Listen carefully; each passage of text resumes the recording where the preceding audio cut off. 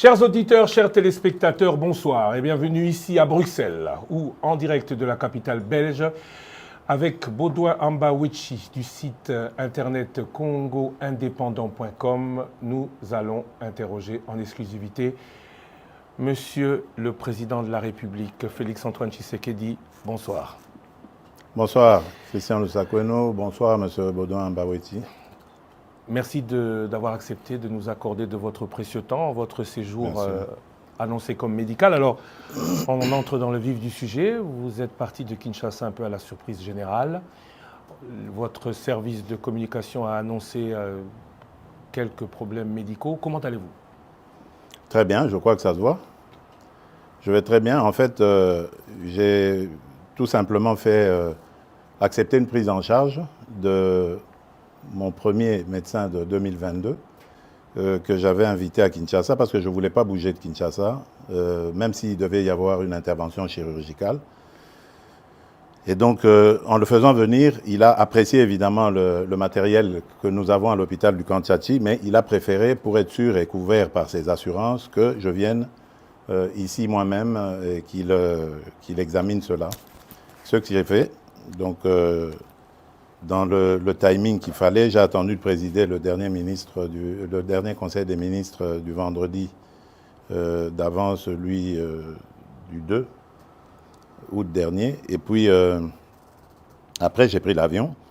Les examens se sont très bien passés et je devais observer un petit moment de convalescence pour pouvoir retourner. Et là, je suis en forme et prêt à revenir aux affaires. Monsieur le Président, quand comptez-vous rentrer au pays exactement? Bon, le plus tôt possible. Vous le saurez très très bientôt. Vous êtes totalement rétabli donc?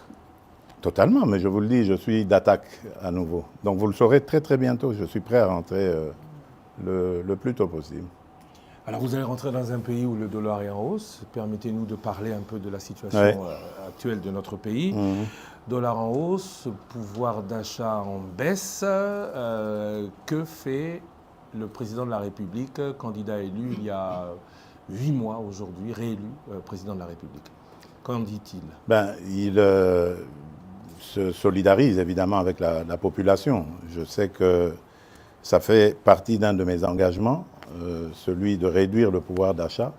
Et la Première ministre, Madame Judith Souminois, est très très bien outillée et instruite pour faire face à ce genre de choses. Hier, il y a eu la commission ECOFIR qui s'est réunie sous la présidence du vice-premier ministre, ministre de l'économie, M. Moukoko Samba, et qui a pris un train de mesures qui, je suis certain, vont baisser la tension sur les marchés. Et à propos du dollar, bon, c'est le combat habituel. Vous savez, nous avons une économie fortement dollarisée qui dépend beaucoup de toutes les fluctuations de cette dernière monnaie. Et nous essayons de prendre des mesures assez urgentes, mais qui seront difficiles évidemment à mettre en œuvre parce qu'il faut inverser la tendance actuelle à faire dépendre notre économie de l'importation en produisant localement. C'est pour ça que nous avons un fameux programme très ambitieux d'ailleurs agricole pour essayer de nous mettre à l'abri de ce genre de choses. Et il y a des inspecteurs aujourd'hui, des inspecteurs économiques qui sont lancés sur les marchés pour surveiller aussi la façon dont les prix sont fixés.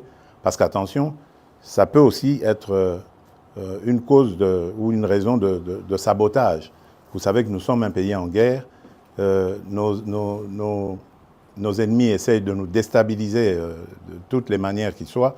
Ils le font par la guerre et peuvent le faire autrement aussi par la hausse des prix. Ennemis internes et externes, j'entends, parce que beaucoup de ceux qui nous combattent à l'intérieur sont passés par les affaires dans ce pays, détiennent beaucoup de mécanismes pour jouer aussi sur les prix. Donc c'est un combat en permanence. Moi, ce que je veux dire à nos compatriotes, c'est que ça fait partie de mes 6 engagements. Qu'ils ne me jugent pas maintenant. Nous venons à peine de nous installer. Vous avez vu tout ce remue-ménage qu'il y a eu depuis les élections. Le gouvernement souminois ne vient vraiment que de prendre les choses en main, qu'il continue à nous faire confiance. Ils m'ont fait confiance le 20 décembre 2023. Eh bien, qu'ils continuent à me faire confiance. Je respecterai mes 6 engagements jusqu'au dernier. Monsieur le Président, j'ai une question un peu dérangeante. Écoutez, si vous la trouvez dérangeante, peut-être pas pour moi, hein, allez-y. Vous avez été élu brillamment avec 73%. Bien sûr. Et à l'époque, il n'y a pas eu de sondage d'opinion, mais votre cote était très haut. Mais depuis lors, il y a comme, le mot peut-être est fort, un désamour à votre égard. Désamour, je ne dirais pas. Je n'ai pas fini ma question. Ah, pardon. Lorsqu'on parle avec des gens, Oui. ils vous disent « je suis tshisekédiste, mais Étienne », mais pas tshisekédiste Félix. Il a oublié ce que papa avait dit, le peuple d'abord. Qu'en dites-vous? Bon, d'abord, je respecte leur choix. C'est la démocratie. Moi, je n'ai jamais exigé à quelqu'un de m'aimer. C'est d'une part. D'autre part, je dirais que la politique n'a jamais été statique. La conjoncture aussi, d'ailleurs, en conjoncture économique et autres, ça n'a jamais été statique. Tout bouge, tout est dynamique. Et donc, dans la vie d'un État, où la vie d'un État n'a jamais été un long fleuve tranquille, il y a des hauts et des bas. Surtout nous, qui sommes exposés aujourd'hui à d'autres difficultés nous imposées, comme la guerre à l'Est. Donc ça ne peut pas être facile. Mais le mieux à faire, pour moi, c'est déjà d'accepter d'affronter ces défis. Et de croire qu'on va les relever. Parce que j'y crois. Il y a de la stratégie derrière. Ne vous en faites pas. Ceux qui disent que j'ai oublié le peuple d'abord se trompent complètement. Parce que je dors et je me réveille en pensant au peuple congolais. J'en prends même sur ma santé tellement que c'est le premier de mes soucis. Donc j'espère qu'en 2028, lorsque nous ferons le bilan, ceux qui disent que je me suis éloigné de Tshisekedi Étienne auront le courage de revenir sur leurs propos. Parce que c'est ce qui se passera. Vous aviez 6 engagements. Vous avez aussi dit que vous allez monitorer le gouvernement. Bien sûr. Est-ce qu'on doit attendre 2028 pour faire le bilan? Non, non. À quand est-ce que le peuple pourra se dire, on commence à voir tout ce que le président dit et promet, à matérialiser le changement? Écoutez, notre chef d'équipe, c'est Madame Judith Souminois. Je ne veux pas lui mettre la pression.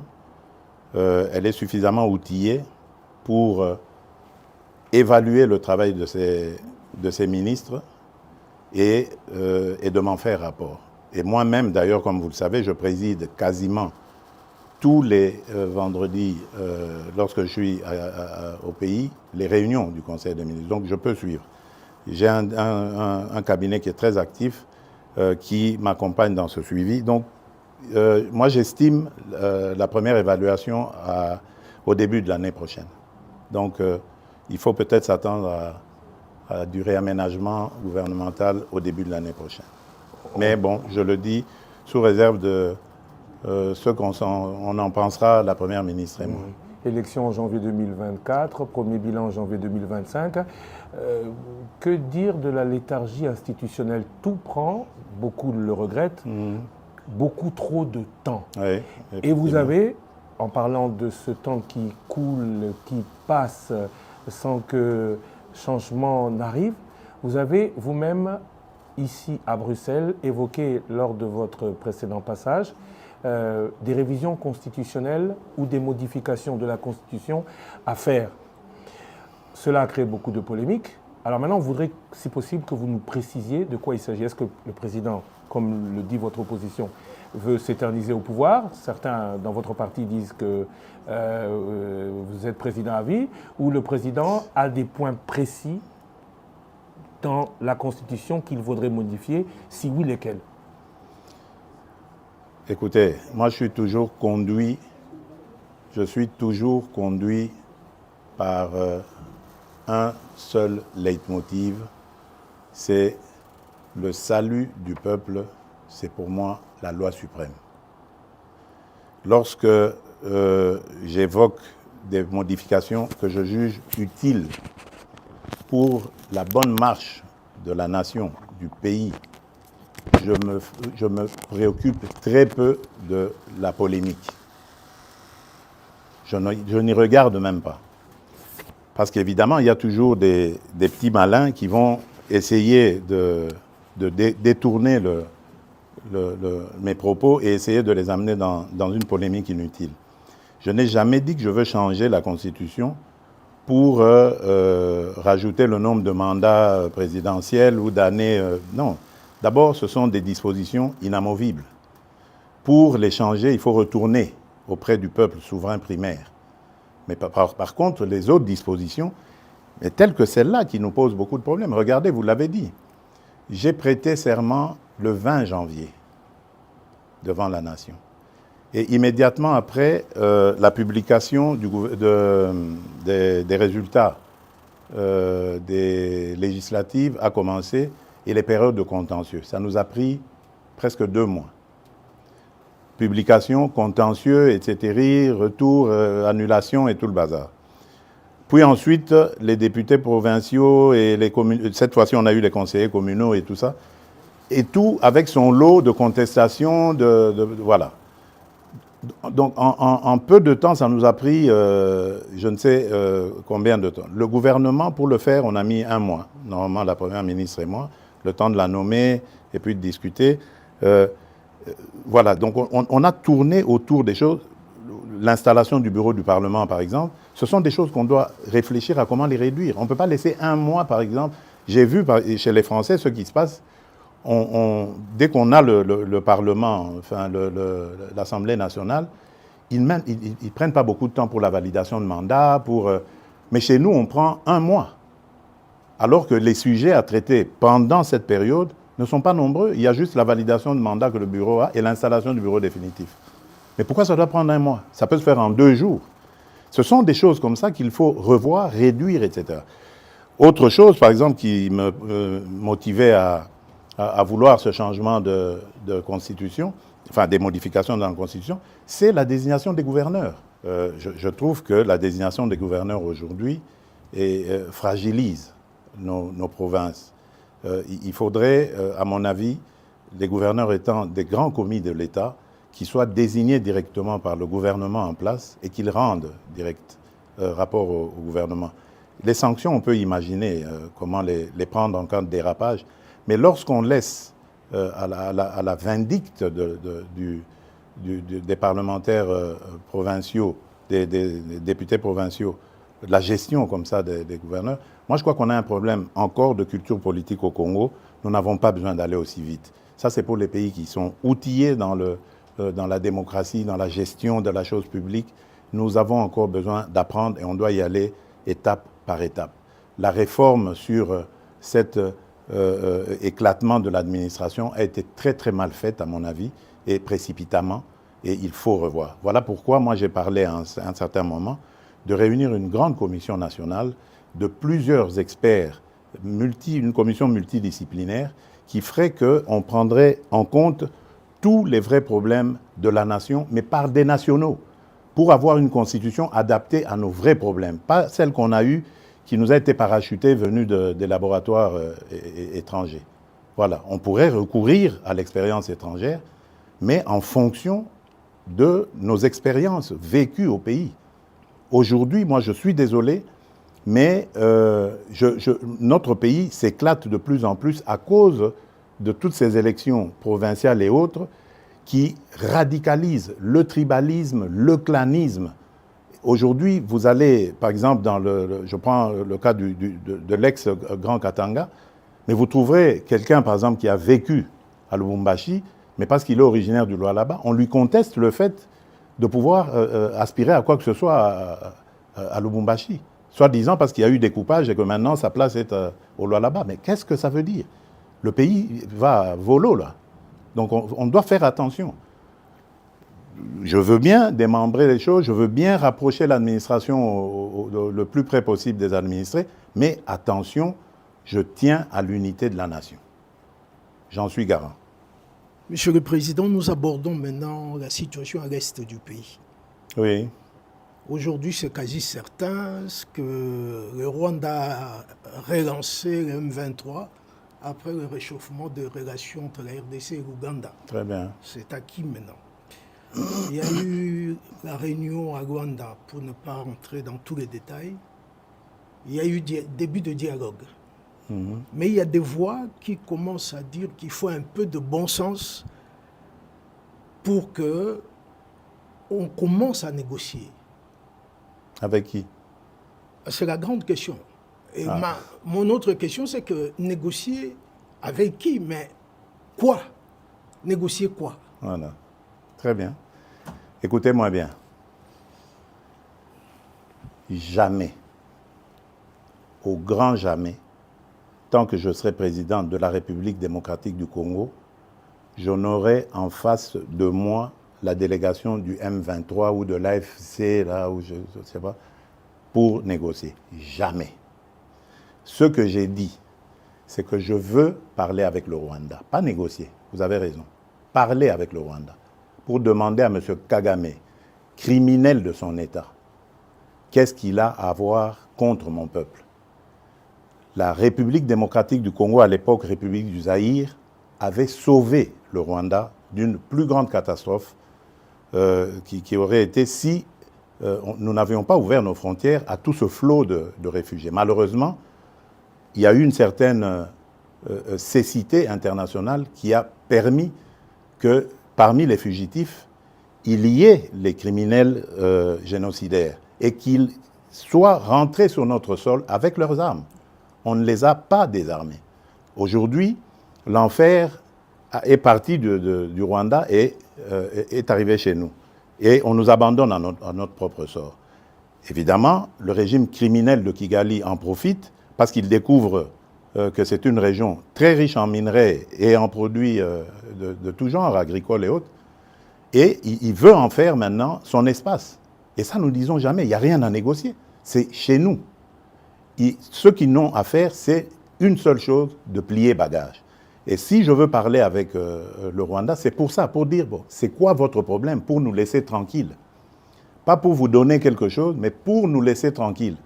Si vous pensez qu'il y a encore quelque chose chez nous, on va la régler et on vous règle ça et puis c'est terminé. Ils ont donc parlé des FDLR. Nous sommes aujourd'hui à Luanda pour parler de ces histoires-là. Cesser le feu et comment régler le problème de FDLR. C'est tout. Donc, ce n'est pas des négociations pour, après, arriver à des... comment ils appelaient ça? La mixage, instaurer brassage, mixage.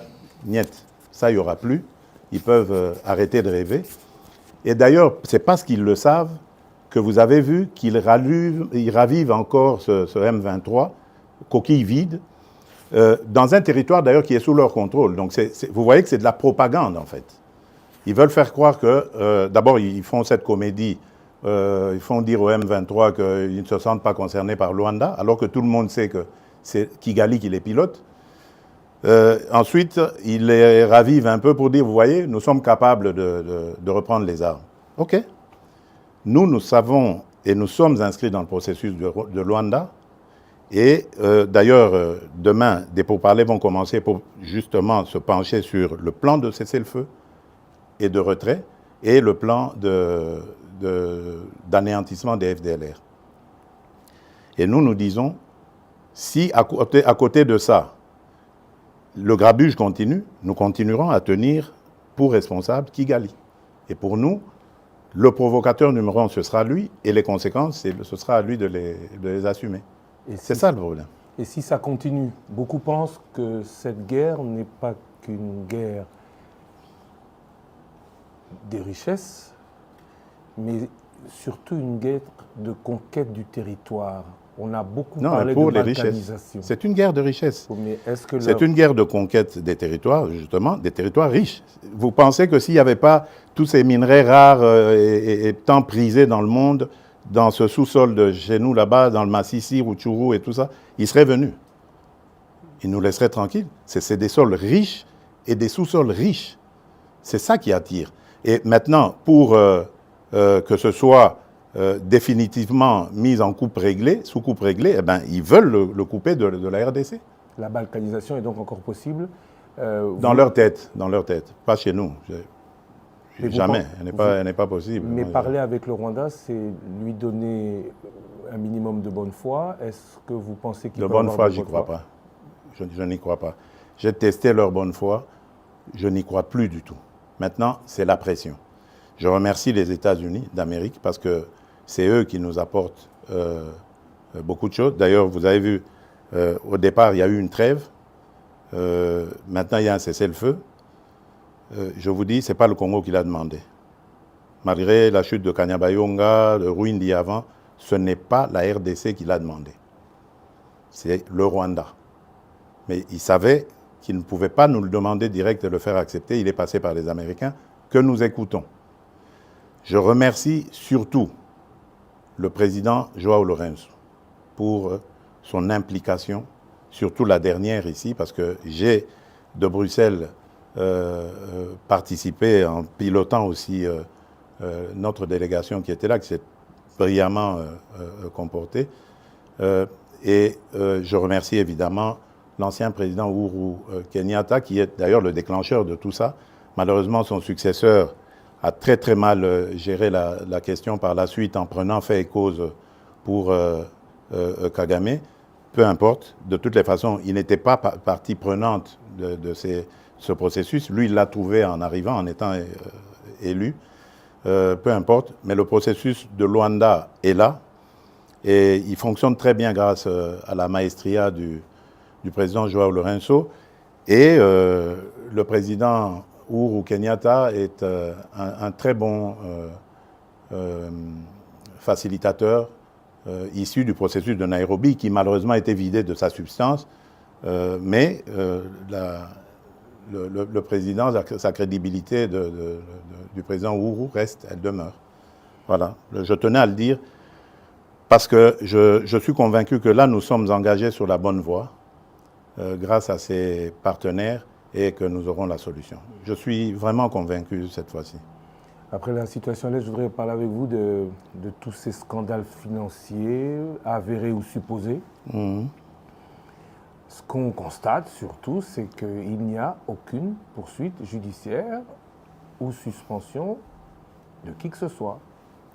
Pourquoi la justice ne répond pas? Bon, écoutez, d'abord, le travail de la justice consiste à faire des enquêtes. Je crois qu'il faut faire très attention. Ne tombons pas dans la facilité, dans l'invective. Et c'est ça que je déplore avec ces fameux réseaux sociaux. Parce qu'on peut, comme ça, à cause des réseaux sociaux, vous défaire l'honneur et la dignité d'un individu. Moi, je tiens beaucoup à ces choses-là. Vous ne me verrez jamais humilier quelqu'un, même si c'est mon pire des ennemis. Je n'aime pas ça. J'ai toujours un brin de respect pour la personne. Or, les réseaux sociaux, ce n'est plus ça.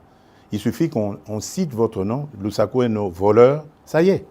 Si c'est bien mis en place, ça y est, vous êtes condamné, c'est terminé. Donc, laissez à la justice le soin de faire son travail. Mais j'aimerais dire quelque chose à propos de toutes ces affaires. Mais moi, je m'en réjouis. Je m'en réjouis parce que ça n'existait pas dans ce pays-là. Pourtant, des affaires, il y en a.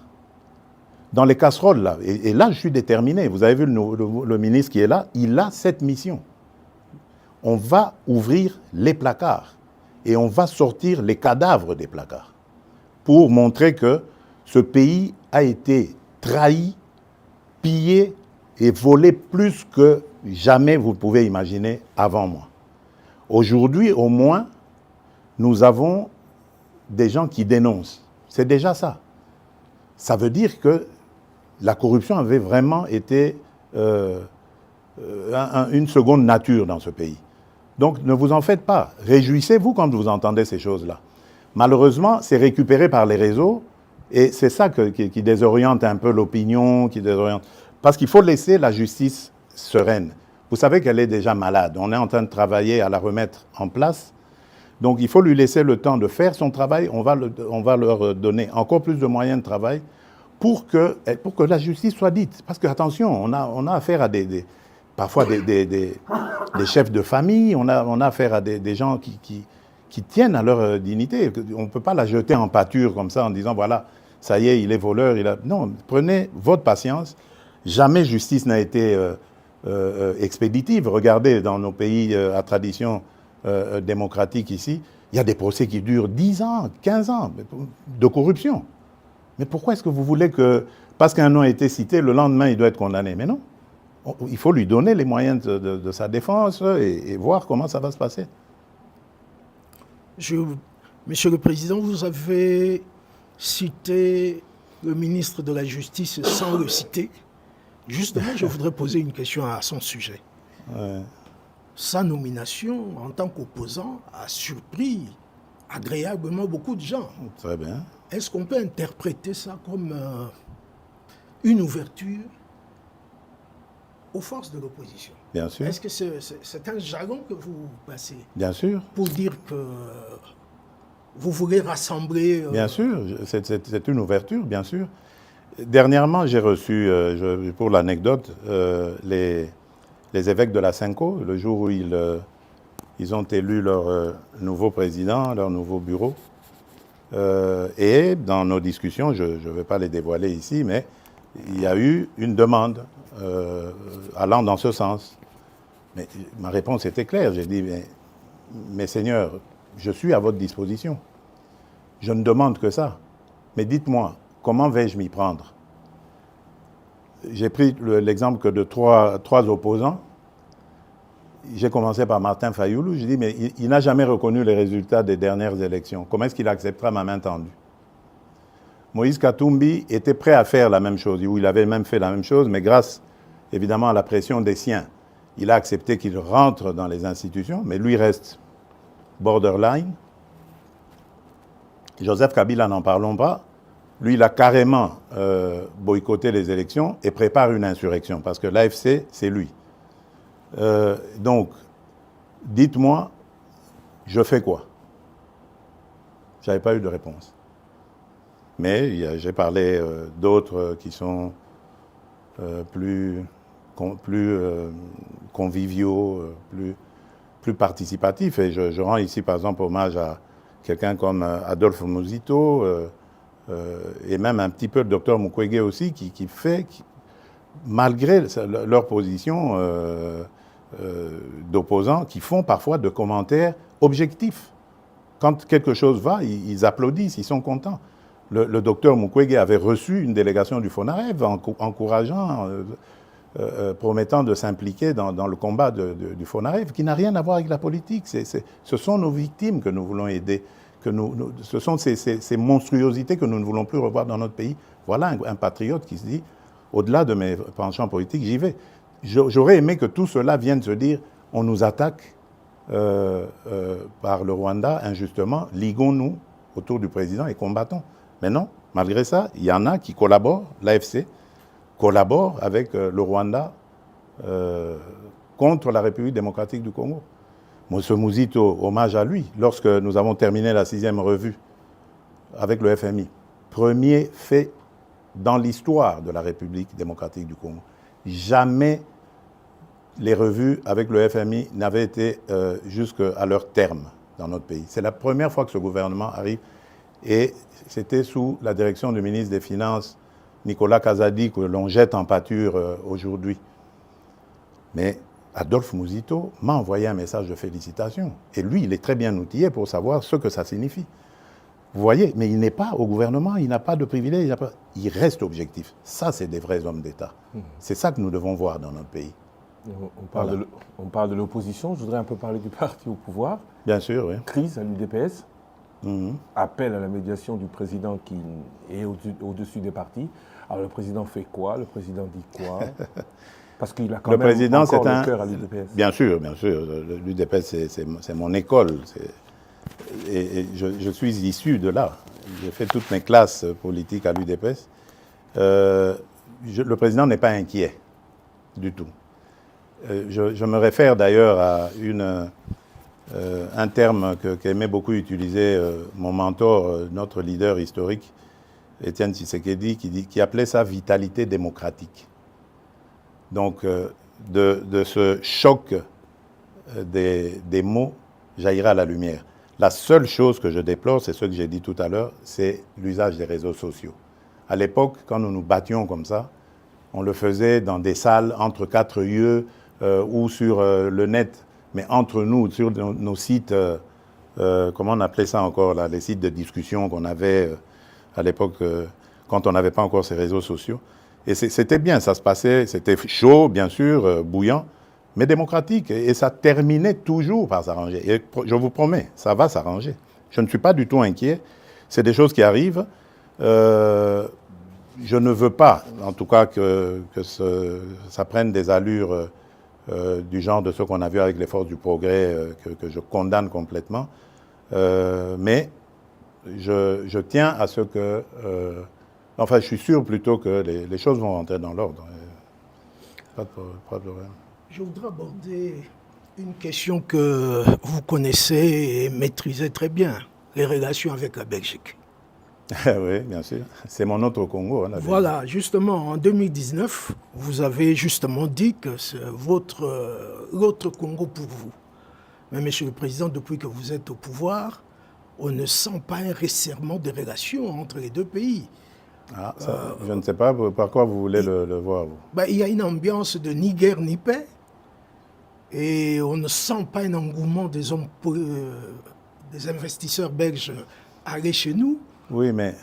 Est-ce que c'est toujours le problème de climat des affaires? Je crois qu'il y a un peu des deux. Vous avez raison. Attention aussi, ce sont des gens qui doivent être sûrs de leur mise. Hein? Donc ça veut dire que quelque part peut-être que nous n'avons pas encore émis suffisamment de signaux rassurants sur le climat des affaires. D'ailleurs, pendant que je suis ici, j'ai été interpellé par un message de l'ambassadrice belge à Kinshasa sur un sujet belge qui a été victime de tracasseries d'un ancien ministre du régime passé qui était à l'urbanisme ou aux affaires foncières et qui l'a mis dans de sales draps aujourd'hui. Donc vous voyez que même les affaires d'il y a plusieurs années continuent à avoir des effets aujourd'hui. Donc nous avons peut-être un travail, et si celui-là, ce monsieur belge, vient en parler à ses amis ici, ils vont mettre la pellade douce avant d'y aller. Il y a de l'attrait, on sent que les choses bougent, mais je crois que de part et d'autre, il faut faire des efforts, surtout se rassurer. Ça, c'est d'une part. D'autre part, attention, il y a aussi une réalité en Belgique. La Belgique, il ne faut plus la voir comme l'ancienne Belgique qui était, qu'ils appelaient eux-mêmes la Belgique de papa.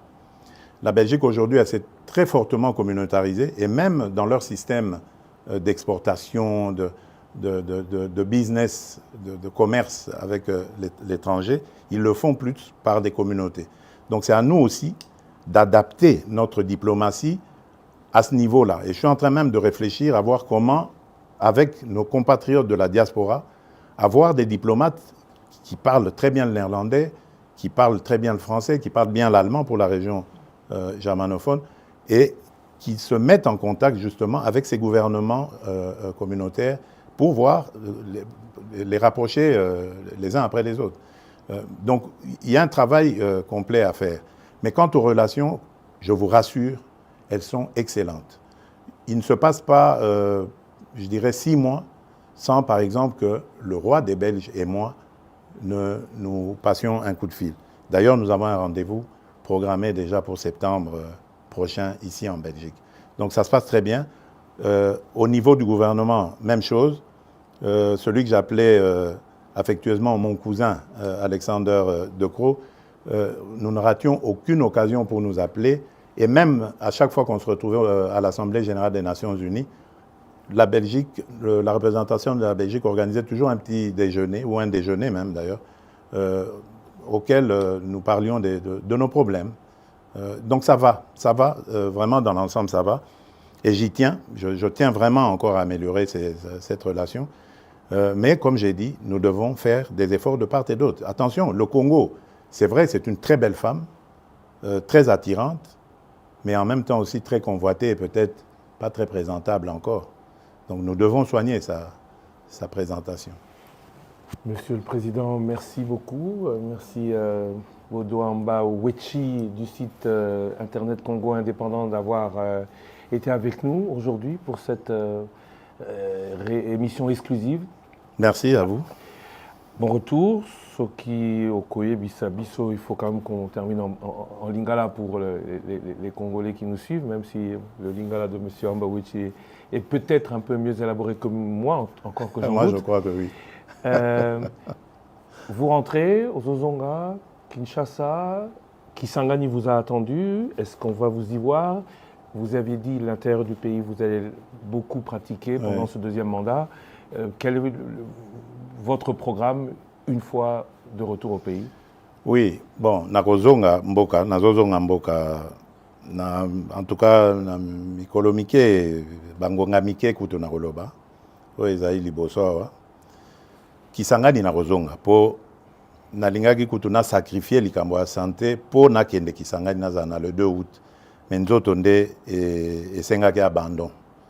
Yango nabi nasala yango, po na Kisangani biloko ya kosala ezalaki. Aéroport à Bamboka, centrale électrique, na solaki déjà na DG à SNEL, na lingi, likambo centrale électrique wane sila, na kokitela yango, na kende kotala. Na mwa makambo ebele, surtout babitumba wana ya bandeko na biso, mbole na balengola, na lingi koyoka makambo wana na mboka na biso te. Na okende kotala yango, pembeni na tala, et puis surtout ko remercier peuple na biso ya Kisangani, ndenge ba yambaka biso, pe ndenge ba votaka biso. Donc nakozonga. Et puis nakozonga na mois d'août awa. Eza lisusu molai te tokozonga pe na mama parce que sengelaki tokende na mama na le 2 août. Donc nakozonga. Pe nakotambola Congo mobimba bozala na bobangi te.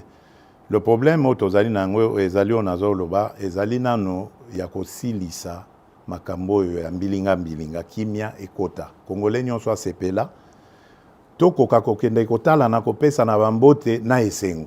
Okoki kokende te esika bato basepeli kaka na ndako na biso moko Congo bamisusu baza na mawa baza kolela nga na nini komona yango te. Na tie nanu makasi na nga mayele na ngai na kosilisa likambo monguna akotiseli biso moto oyo azokotisela biso na mboka sima na yango tokosala tozana na bambula ti na 2028 likambo banga eza wana ta. Monsieur le Président, je vous remercie. Merci à vous, chers auditeurs, chers téléspectateurs, d'avoir en direct, ici, à Bruxelles, suivi cette émission exclusive. L'actualité continue sur votre radio et sur les réseaux sociaux de Top Congo FM.